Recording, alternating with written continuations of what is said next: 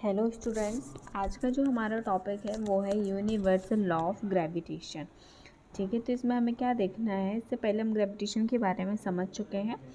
तो जो आज का टॉपिक है universal law of gravitation, universal का मीनिंग क्या होता है कि चाहे वो वर्ल्ड में कहीं भी आप जो भी नाम है फिर जो भी फोर्स है वो यूनिवर्स है, हर जगह एक ही होगा। ठीक है, जैसे कि यहाँ पे क्या लिखा हुआ है, every object in the universe attract every other object with a force which is proportional of the products of their mass and inversely proportional to the square of the distance between them. The force is along the line joined in the center of two objects.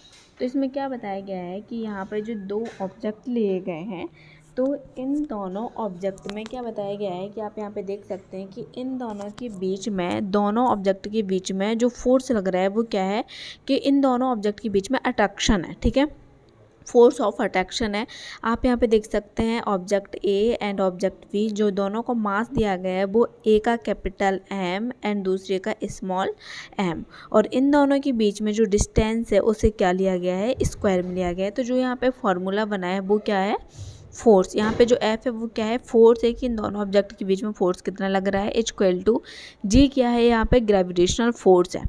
इसके बाद जो capital M A का मास है and small M second वाले का मास है, D square इन दोनों के बीच का डिस्टेंस है। Let two object a and b mass m and m. देख अभी को क्या देखा था अभी हमने कि जो कैपिटल एम है वो ए का मास है एंड स्मॉल एम सेकेंड वाले का मास है, एंड डी क्या है, यहाँ पे इन दोनों के बीच में जो डिस्टेंस शो कर रहा है फिगर 10.2 जैसे यहाँ पे दिखाया गया है। Let the force of attraction between two object be f according to the universe law of gravitation. तो यहाँ पे जो फोर्स है वो क्या है, यहाँ पे इन दोनों के बीच में जो लग रहा है वो क्या है, फोर्स है। तो according to the universal law of gravitation, यदि इस लॉ के अकॉर्डिंग देखा जाए या फिर अकॉर्डिंग मतलब यूनिवर्सल लॉ ऑफ ग्रेविटेशन के अकॉर्डिंग देखा जाए, तो the force between two object is direct proportional to the product of their masses. अब आप यहाँ पे देख सकते हैं कि जो फोर्स है क्या है, जो फोर्स है वो डायरेक्ट प्रोपोर्शनल है किसके, मास के। जो कैपिटल एम है वो ए का मास है और स्मॉल ए है वो बी का मास है। ठीक है, तो डायरेक्ट प्रोपोर्शनल है। अब आप आगे आगे देखेंगे, and the force between two object is universally proportional to the square of the distance between them, that is ये। और यहाँ पे यदि डिस्टेंस के देखा जाए तो वो क्या है, इनवर्सली प्रोपोर्शनल होता है डिस्टेंस के, और मास के डायरेक्टली प्रोपोर्शनल है। अब जब जो इक्वेशन फर्स्ट एंड सेकेंड को जब आप मिक्स करेंगे तो क्या होगा कि जब आप कंबाइन करेंगे तो हमने यहाँ पे क्या लिखा है कि force inversely proportional mass upon distance. ठीक है, अब यहाँ पे आप देखेंगे कि जो हमने यहाँ पे जो इनवर्सली प्रोपोर्शन लगा हुआ है इसको हटाने के लिए जब हम यहाँ पे इक्वल करेंगे तो हमने जी रखा हुआ है। अब जी क्या होता है कि कांस्टेंट वैल्यू होती है। ठीक है, तो where G the constant of proportionally and is called universal gravitation constant. अब हमने यहाँ पे क्या देखा, जो जी है, क्या देखा, जो जी है वो क्या है, यहाँ पे यूनिवर्सल ग्रेविटेशन कांस्टेंट वैल्यू है।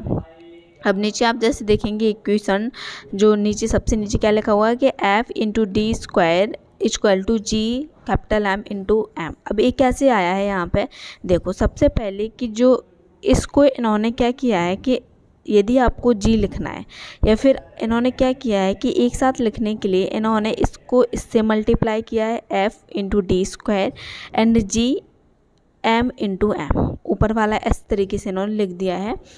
तो अब इसमें किसकी वैल्यू निकाली गई है, जी की। तो जी को इन्होंने वैसे ही रखा रहने दिया और एफ़ को डी से मल्टीप्लाई कर दिया, और जब स्मॉल एन कैपिटल आएगा तो दूसरी साइड जाने पे क्या होता है, अपोजिट मतलब नीचे डिवाइड में आ जाएगा।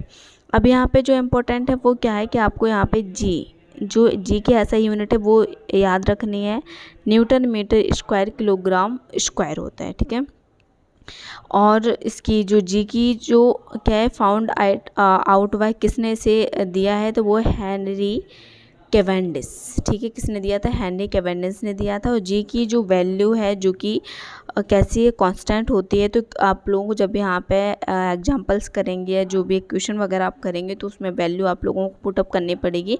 तो जो कि कांस्टेंट है, आप लोगों को यदि जी की वैल्यू पूछी जाती है तो आपको यही रखनी है, तो इसे आपको याद करनी है, ठीक है। और इसके अलावा क्या है, we know that the exist a force of attraction between any two object, compute the value of this force between you and your friend sitting closely, concludes how you do know experience this force. तो यहाँ पे क्या बताया गया है कि यहाँ पे यदि कोई भी दो ऑब्जेक्ट हैं तो उनके बीच में क्या होता है, फोर्स ऑफ अट्रैक्शन होता है। जैसे कि यहाँ पे बताया गया है कि the law is universal in the sense that is applicable to all bodies whatever the bodies are big और स्मॉल, दे आर, यहाँ पे सेलेस्टियल एंड टेरेस्ट्रियल, मतलब आकाश और स्थल, मतलब जो टेरेस्ट्रियल सेलेस्टियल हैं दोनों जगह आप देखोगे तो कहीं पे भी जो फोर्स होता है वो क्या होता है, यूनिवर्स होगा। और इसके अलावा यहाँ पे क्या है कि एग्जांपल दिया गया है कि यदि आप फोर्स क्या होता है, डिस्टेंस के इन्वर्सली प्रोपोर्शनल होता है। तो यदि आप जैसे कि देखा कि इन्वर्सली प्रोपोर्शनल है, ठीक है, क्या डिस्टेंस, तो यदि आप डिस्टेंस को बढ़ा दे, तो यदि आपने 6 गुना कर दिया तो आप उसको डिवाइड कर दोगे तो 6 × 6 कितना आ जाएगा, 36, तो 36 टाइम स्मॉलर आ जाएगा, ठीक है। Okay, thank you.